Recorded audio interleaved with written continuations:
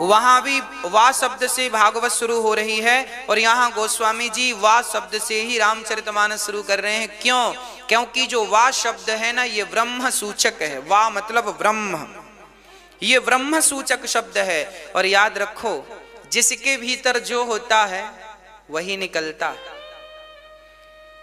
किसी ने गालियां दी तो आप गुस्सा ना होया करो। आपको जब कोई गालियां दे तो आप गुस्सा ना होया करो। आप ये समझा करो कि बेचारे के भीतर यही भरी पड़ी हैं तो यही निकल रही हैं। बोलो क्या निकलती है? हमने अपने पॉकेट में 2-2 हजार के नोट रखे तो क्या निकलेंगे? और 500-500 के रखे तो, और 100-100 के रखे तो, और 10 का रखा तो। हाँ, उसी प्रकार जिसके भीतर से जो निकल रहा है, मतलब उसके भीतर वही भरा पड़ा है। मेरे भीतर से कथा निकल रही है तो मेरे भीतर कथा है। तुलसीदास जी के भीतर भी भगवान समाये थे, ब्रह्म समाये थे उनके भीतर। इसलिए जब उनकी वाणी खुली तो ब्रह्म सूचक शब्दों से उनकी वाणी प्रारंभ होती है। पहला अक्षर वा, इसलिए क्योंकि उनके अंदर ब्रह्म समाये है। सी राममय, राम बाहर भी हैं, राम भीतर भी है। राम हमारे भीतर है, हम राम के भीतर है। यह मय शब्द का व्याख्यान गोस्वामी जी आगे करेंगे। कहने का तात्पर्य यह है, वा शब्द ब्रह्म सूचक है। आप मूली खाओगे तो डकार किसकी आएगी? और लहसुन प्याज खाओगे तो, हाँ जी, जो खाएगा वही तो डकारेगा। अब आपको कोई गाली दे तो गुस्सा ना किया करो, क्योंकि बेचारे के भीतर जो भरा था निकाल रहा है ना। इसलिए निकालने दो, हल्का हो जाएगा बेचारा। ज्यादा वजन रख लिया ना, निकालने दो। हाँ, आपको गुस्सा नहीं करना। अब आप भी उसको गालियां देने लगेंगे तो फिर आपके अंदर भी वही भरा है। इसलिए आप वो मत दो जो वो दे रहा है। आप संस्कारी हैं, समझदार हैं, तो आपकी वाणी तो अच्छी होनी चाहिए। अच्छा, गोस्वामी जी वर्णन करते हैं, वर्णानाम अर्थ संघानाम रसानाम छंदसाम अपि। गोस्वामी जी सबसे पहली वंदना करते हैं शब्द की, अक्षरों की। वर्णानाम अर्थ संघानाम, समस्त वर्ण, काखा गाघा चाछा जाझा, जो भी वामन अक्षर हैं, अक्षर मैंने कहा था ना, आ पहला अक्षर है हमारा आ, और आखिरी क्षत्रज्ञा छ, तो इसलिए हुआ अक्ष। फिर हमने लगाया रा, अक्षर, क्या बन गया?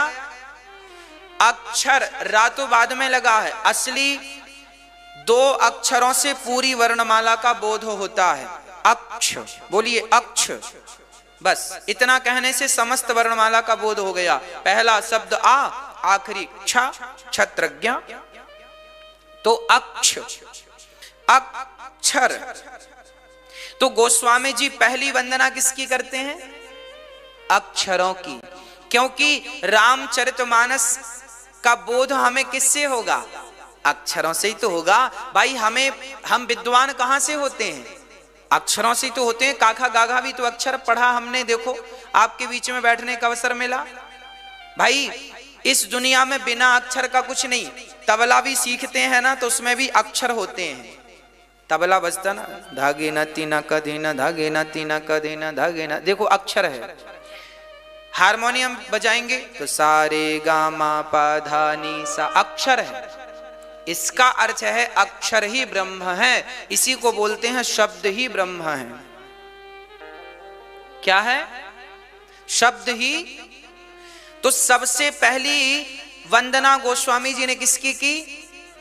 वामन अक्षरों को प्रणाम कर डाला। गोस्वामी जी कहते हैं, हे अक्षर महाराज, आप ही वो हैं।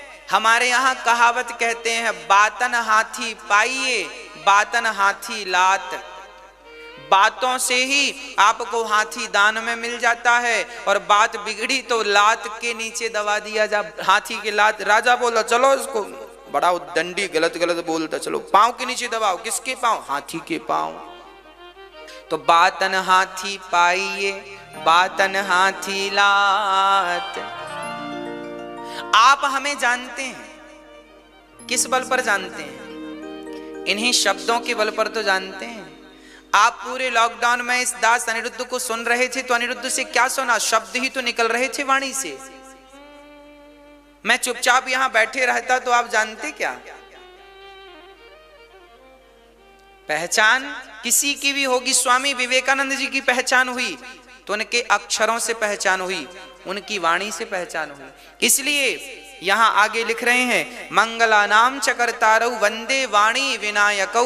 वाणी की अधिष्ठात्री माता सरस्वती को मैं वंदना करता हूं और फिर गणेश जी को बाद में वंदना करता हूं। गोस्वामी सब लोग पहले गणेश जी की वंदना करते हैं, बाद में सरस्वती की वंदना करते हैं, पर गोस्वामी जी ने पहले सरस्वती की वंदना की, बाद में गणेश जी की। किसी ने कहा ऐसा उल्टा क्यों कर दिया? तब गोस्वामी जी ने कहा कि गणेश जी बड़े हैं, गणेश जी बड़े हैं, ये ज्ञान हमें किससे हुआ? बोलो। गणेश जी प्रथम पूजनीय हैं, ये ज्ञान हमें कहां से हुआ? सरस्वती से हुआ। हमें विद्या ना पढ़ाई जाती, हमें सरस्वती की कृपा ना होती, तो हम कैसे जान पाते कि गणेश जी प्रथम पूजनीय है? गणेश जी प्रथम पूजनीय है, इसका बोध माता सरस्वती कराती हैं। इसलिए वाणी विनायक, पहले सरस्वती की वंदना, फिर सरस्वती ने जिन जिन का परिचय कराया, भाई हमें ज्ञान होता गया, होता गया। तो पहले ज्ञान नहीं था, छोटे से बच्चे को क्या पता गणेश जी कौन है, इनकी पहले पूजा क्यों की जाती है? पर जो सरस्वती की कृपा से हमें बोध हुआ कि गणेश जी प्रथम वंदनीय हैं, तो गणेश जी की वंदना गोस्वामी जी पहले माता सरस्वती की वंदना कर रहे हैं अक्षरों के साथ, फिर वंदना कर रहे हैं गणेश जी की। अच्छा, गणेश जी की वंदना क्यों की जाती है? क्योंकि गणेश जी बुद्धि के देवता हैं। गणेश जी प्रथम पूजनीय क्यों हैं? क्योंकि गणेश जी एक ऐसे हैं जो अपनी माता पिता को महत्व देते हैं।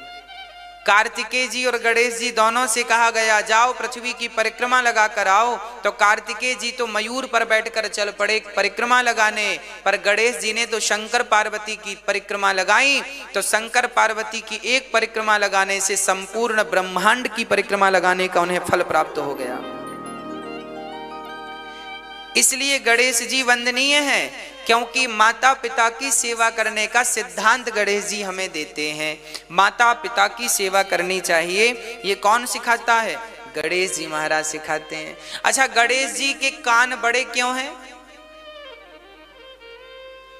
गणेश जी के कान बड़े इसलिए हैं कि कान बड़े हैं मतलब ज्यादा सुनो। कान बड़े हैं ना, मतलब ज्यादा सुनो। अच्छा, गणेश जी का मुंह दिखता है क्या? गणेश जी का मुंह दिखता है? गणेश जी का मुंह नहीं, गणेश जी का मुंह गुप्त है, सूंड निकली है, मुंह अंदर की तरफ है, कान बाहर की तरफ है। मतलब ज्यादा सुनने की आदत हो, बोलने की आदत बिल्कुल ना के बराबर है। जो व्यक्ति इस संसार में रिश्ते नातों में कम से कम बोलता है, वह व्यक्ति सबसे ज्यादा सुखी है। ये गणेश जी मैसेज दे रहे हैं, ज्यादा सुनो कम बोलो। इसलिए कान दो हैं और मुंह एक है। गणेश जी का पेट बड़ा है। पेट बड़ा होने का अर्थ क्या है? आप लोगों को ना कोई बात पचती नहीं है। यहां की बात वहां, वहां की बात वहां। कुछ लोग तो भिड़ाते ही रहते हैं, मंथरा। काम ही उनका मंथरा। यहां की बात वहां भिड़ा दी, वहां की उसको भिड़ा दी, सास को बहू से लड़ा दिया, बहू को सास से, वो मजे ले रही है और आप लोग लड़ते रहते हैं। गणेश जी कहते हैं मेरा पेट बड़ा है। कहने का आशय यह हुआ कि जैसे मेरा पेट बड़ा है, मैं बहुत सारी चीजों को पचा लेता हूं, ऐसे समाज में रहना हो तो हमें भी कुछ बातों को पचा करके चलना चाहिए। बात बात पे विवाद नहीं करना चाहिए, बहुत सारी बातों को हमें पचा लेना चाहिए। इसलिए गणेश जी इनकी वंदना प्रथम करते हैं, पूजा प्रथम करते हैं। गणेश जी प्रथम वंदनीय पूजनीय है। अब दूसरी वंदना शंकर जी कर रहे, शंकर जी की वंदना भगवान गोस्वामी जी कर रहे हैं। भवानी शंकरो वंदे श्रद्धा विश्वास रूपिणो, याभ्याम विना न पश्यन्ति सिद्धाः स्वान्तस्थमीश्वरम्।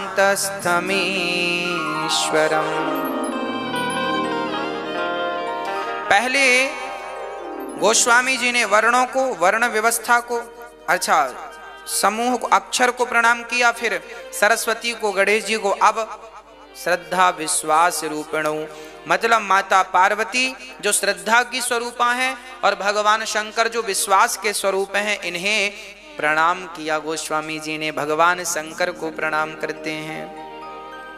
अच्छा, शंकर जी वंदनीय है। हाँ, शंकर जी वंदनीय है। क्यों वंदनीय है? अभी मैं शंकर जी के विवाह की कथा में शंकर जी का और वर्णन करूंगा। एक छोटा सा वर्णन मैं आपको कर दूं। आपने देखा होगा शंकर जी के मस्तक पर चंद्रमा होता है। ये चंद्रमा कहां से आया है? आपको पता है, इसकी जानकारी है? एक बार माता पार्वती ने देखा कि शंकर जी के पांव का, दाहिने पांव का अंगूठा, उस अंगूठे का जो नख है, नख नाखून बड़ा था। तो पार्वती जी ने सोचा इसे काट दूं। आप लोगों के नाखून बड़े होते हैं तो काट लेते हैं कि नहीं? हम लोग काटते रहते हैं। तो माता पार्वती ने सोचा कि चलो भगवान शंकर का ये पांव का अंगूठे का नख बड़ा है, इसे काट देते हैं। तो माता पार्वती ने उसे काटना जैसे ही प्रारंभ किया तो वहां से जल की धार निकलने लगी भगवान शिव के चरणों से। पार्वती जी ने देखा कि वो नख कट तो गया है पर जल की धार रुक ही नहीं रही। तब पार्वती जी ने हाथ जोड़कर भगवान शंकर से कहा, हे नाथ, ये आपकी क्या लीला है? तब भगवान शंकर ने कहा, देवी आपने मेरे नख को क्यों काट दिया? पार्वती जी बोली, बहुत बड़ा था, आपको चोट ना लग जाए, मैंने काट दिया। शंकर जी ने कहा कि जिस नख को तुमने काट दिया है वह नख मेरे से बिछड़ करके रो रहा है कि अभी तक तो मैं शंकर के चरणों में था, अब शंकर से बिछड़ करके कहां। शंकर ने उस नख से कहा कि बेटा रोना मत, तुम मुझे बड़े प्रिय हो, तुम बहुत दिनों तक मुझसे जुड़े रहे और मेरा चिंतन करते रहे। अब मैं तुम्हें अपने मस्तक पर सजाऊंगा। तो पद नख चंद्र, शंकर जी के मस्तक पर जो चांद है वो द्वितीया का चांद है। आपने नाखून अपने पांव का नख काटोगे तो उसका आकार भी तो ऐसा ही होता है, हाँ या ना? चांद जैसा होता है ना, खड़ा करो चांद जैसा।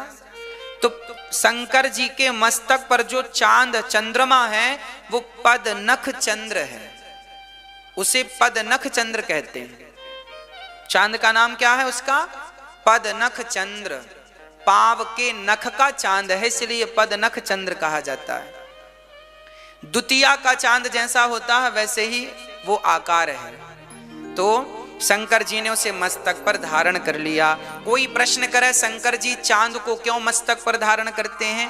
क्योंकि भगवान शंकर जी का सिद्धांत है कि जो मेरा हो गया, शंकर जी का अवतार है ना, कर्पूर गौरम करुणावतारम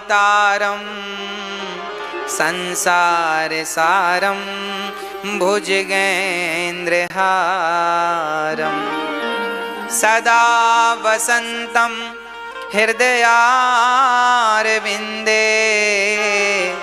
भवं भवानी सहितं नमामि। शंकर जी कर्पूर गौरम करुणा, शंकर जी करुणा के अवतार हैं। शंकर जी इतने करुणामय हैं कि अपने नख को भी अपने से दूर करना नहीं चाहते, तो भक्त को कैसे दूर कर देंगे? ये शंकर जी की करुणा का प्रमाण पत्र है।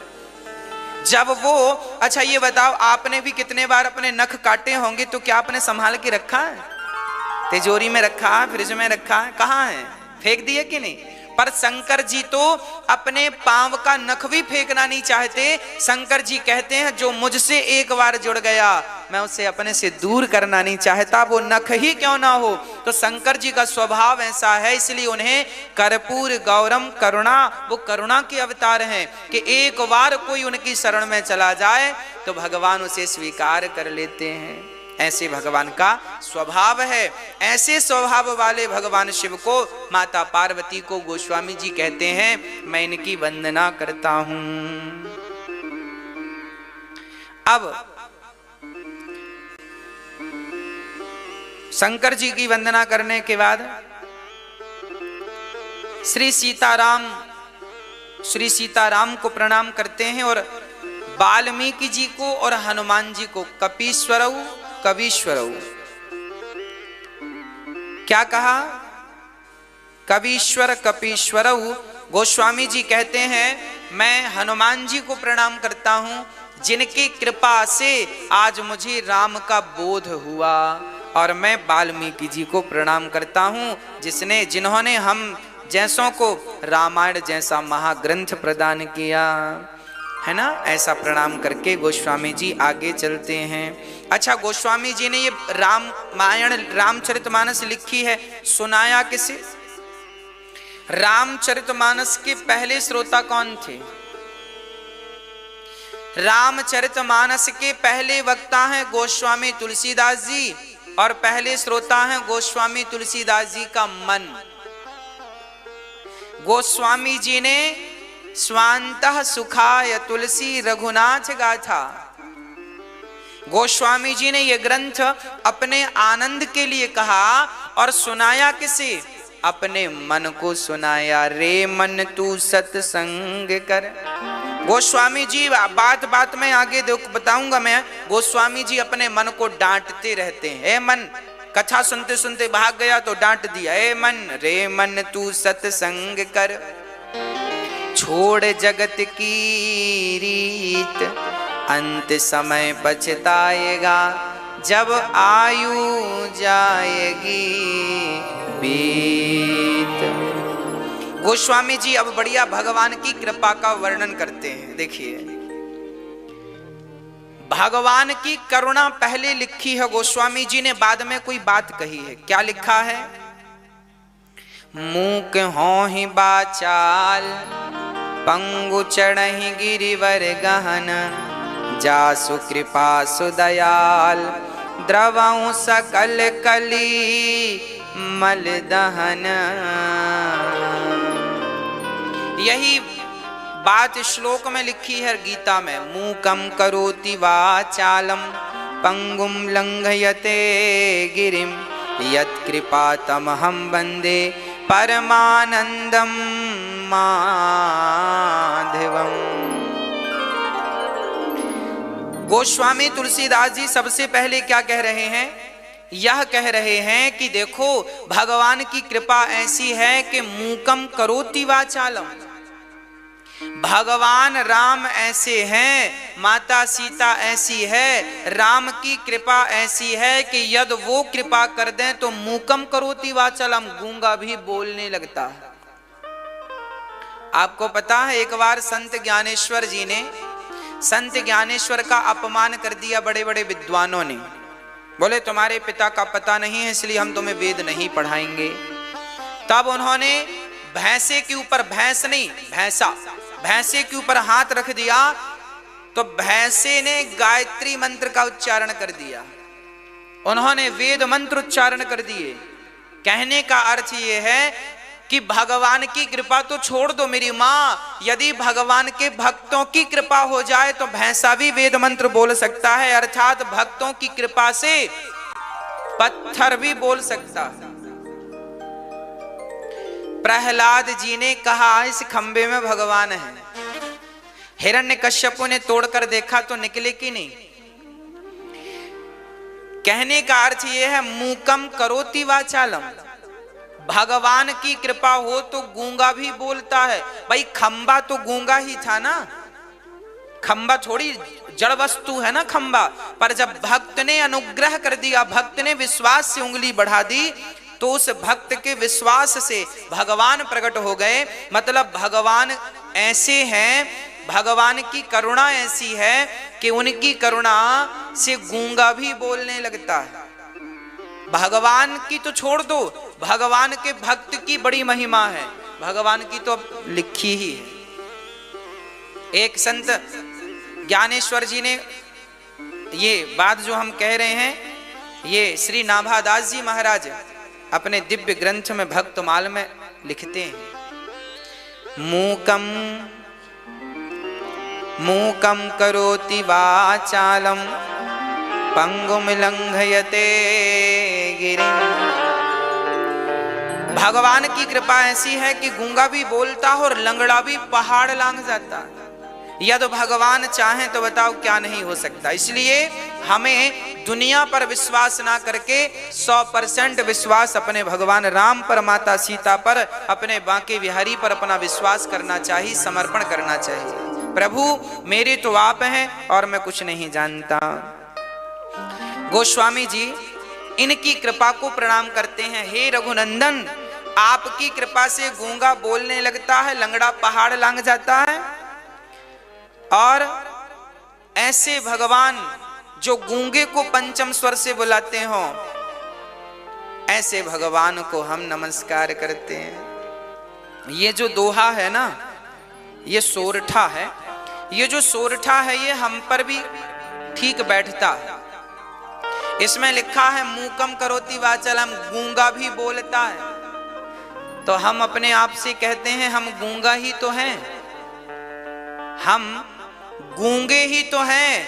यदि हम बोल रहे हैं तो अपने बल से नहीं, अपने रघुनाथ के बल से बोल रहे हैं। हम तो गूंगे हैं। जैसे शंख बजता तो है पर अपने से थोड़ी बजने लगता, जब तक उसे कोई बजाए ना। हम तो उस गूंगे शंख की तरह है। वो तो भगवान फूंक भरते हैं तो हम बज उठते हैं, बाकी हम तो शंख ही हैं। भागवत कहनी हो तो भगवान श्री कृष्ण हवा भर देते हैं, और राम कथा कहनी हो तो भगवान, जैसे आप शंख बजाने के पहले अपने मुंह में ढेर सारी हवा भर लेते हैं ना, और हवा भर के फूंक देते हैं तो शंख बज उठता है, उसी प्रकार हम शंख हैं। राम ने फूंक लगाई तो राम कथा आपने सुन ली, कृष्ण ने फूंक लगाई तो कृष्ण कथा आपने सुन ली। हम तो शंख हैं, ना हमारा बल है ना हमारा परिश्रम है, तो हम तो गूंगे हैं और भगवान की कृपा से बोल रहे हैं। मूकम करोति वाचालम पंगुम लंघयते गिरिम। लंगड़ा पहाड़ लांघ जाता है। अरे हम लंगड़े ही तो हैं। हम बताए थे ना, हम 20 फीट ऊपर से गिर गए थे छत से, कोल्हू टूट गया था। आज आपके मध्य खड़े हैं तो भगवत कृपा से ही खड़े हैं। मतलब मूकम करोति वाचालम पंगुम लंघयते गिरिम। लंगड़ा भी पहाड़ लांघ जाता है। उसका उदाहरण हम स्वयं हैं। हमें इस बात का अच्छे से ज्ञान है कि भगवान कृपा करें। डॉक्टर ने कहा था कि आप अब कभी बढ़िया से चल नहीं पाएंगे, चलेंगे तो लंगड़ाते एक पांव छोटा हो जाएगा, पर अब तो डॉक्टर साहब के सामने कबड्डी खेल लेते हैं, है ना। कहने का अर्थ यह है कि भगवत कृपा हो तो लंगड़ा भी पहाड़ लांघ जाता है। अब गोस्वामी तुलसीदास जी वंदना करते हैं। सबसे पहले गुरु जी की वंदना, जिनकी कृपा से उन्हें सब कुछ मिला। बंदऊं गुरु पद पदों में परागा, सुरुचि सुवास सरस अनुराग। बंदाऊं गुरु पद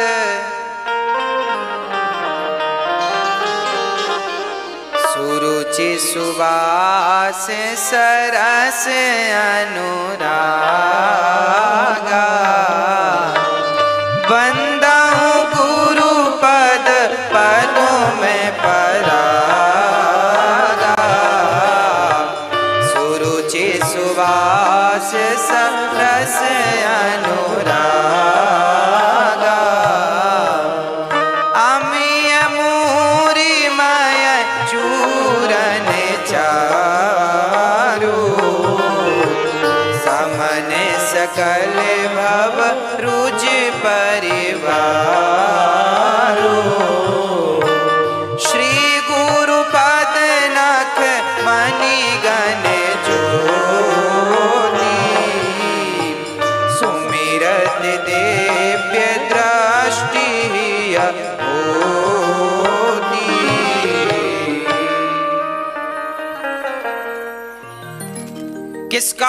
किसको वंदना करते हैं गोस्वामी जी? बंदऊ गुरु पद पदुम परागा, गुरु जी के चरणों की रज की वंदना करते। जब तक गुरु कृपा नहीं होती ना, तब तक भगवत कृपा संभव नहीं है। इसलिए पहले किसकी कृपा होनी चाहिए? गुरु की कृपा। आज हमसे बोलना आता है तो किसकी कृपा से? गुरु की कृपा से। तो गुरु बहुत जरूरी है। गुरु ना होते तो शायद हम आपके बीच में कैसे होते, ना होते। गुरु वो जौहरी है जो हीरा बना देता है। उसके बाद गोस्वामी जी ने प्रणाम किया, बंदाऊं प्रथम महीसुर चरना, मोह जनित संशय सब हरना। बंदाऊं प्रथम महीसुर चरना। मही के देवता, मही मतलब पृथ्वी, पृथ्वी के देवता कौन है? ब्राह्मण। गोस्वामी तुलसीदास जी ब्राह्मण चरणों की वंदना, वृंदौ प्रथम महीसुर चरना, मोह जनित संशय सब हरना। ब्राह्मणों की वंदना करते हैं। अच्छा, ब्राह्मणों की वंदना गोस्वामी जी ने क्यों की? कारण है। आप लोगों को कोई वेद पुराण की बातें समझनी हो तो कौन समझाएगा? ब्राह्मण समझाएगा। सत्यनारायण भगवान की कथा करवानी हो, बेटी का विवाह करवाना हो, घर में कोई चल बसे तो उसकी क्रियाकर्म करवानी हो, घर में कोई पैदा हो जाए उसकी, मतलब एक ब्राह्मण ही ऐसा है जो ये चाहता है कि आपके घर में कोई उत्सव होए तो हमें अवसर मिले। भाई ब्राह्मण चाहता है कि आपके घर सब खुशियां आए, तो सत्यनारायण भगवान की आप कथा सुनो, कथा सुनेंगे तो हमें दक्षिणा मिल जाएगी, है ना। आप ब्राह्मण चाहते हैं कि आपके घर बेटी का विवाह हो ताकि बेटी के विवाह में हमें कुछ मिले, है ना।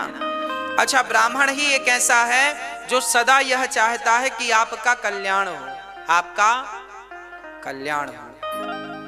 इसलिए ब्राह्मण प्रथम वंदनीय इसलिए है क्योंकि वैद्य चाहता है कि कोई रोगी होए तो हम उसका इलाज करें। कोई ये चाहता है किसी का केस बिगड़े तो हम केस लड़ें। मतलब दुनिया ये चाहती है कि आपका कुछ बिगड़े तो उन्हें पैसा मिले, पर ब्राह्मण एक ऐसा है जो ये चाहता है कि आपके घर कुछ उत्सव हो तो हमें बुलाया जाए, फिर हम जाएं और हमें दक्षिणा प्राप्त हो। सबका हित चाहने वाले से गोस्वामी जी ने उन्हें पहले स्थान पर रखा और कहा, बंदऊ प्रथम महीसुर चरना, मोह जनित संशय सब हरना।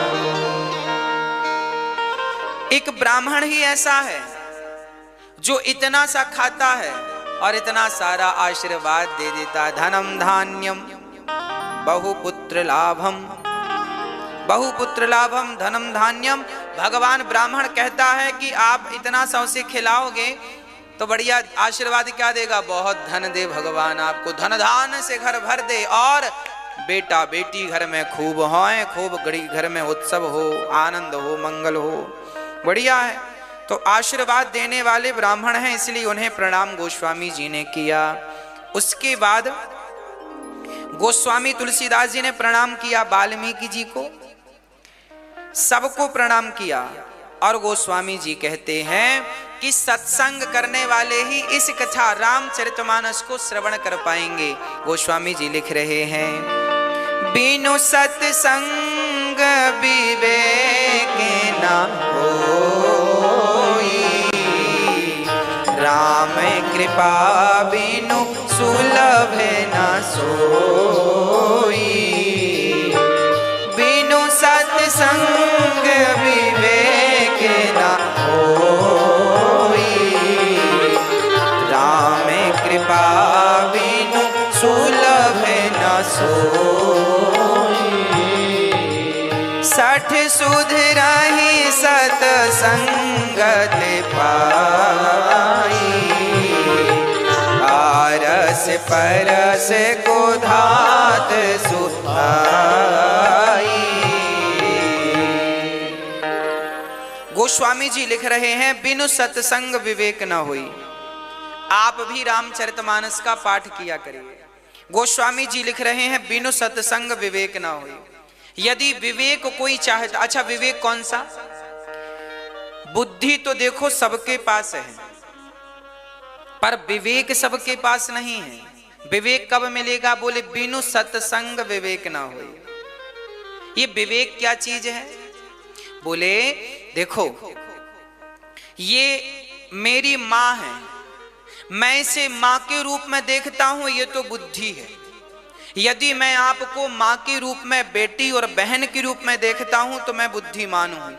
परंतु ये मेरी माँ नहीं, माँ के रूप में भगवान है। जो व्यक्ति माँ के स्थान पर भगवान का भाव रखे वह विवेकशील पुरुष माना जाएगा, वह विवेकशील स्त्री मानी जाएगी।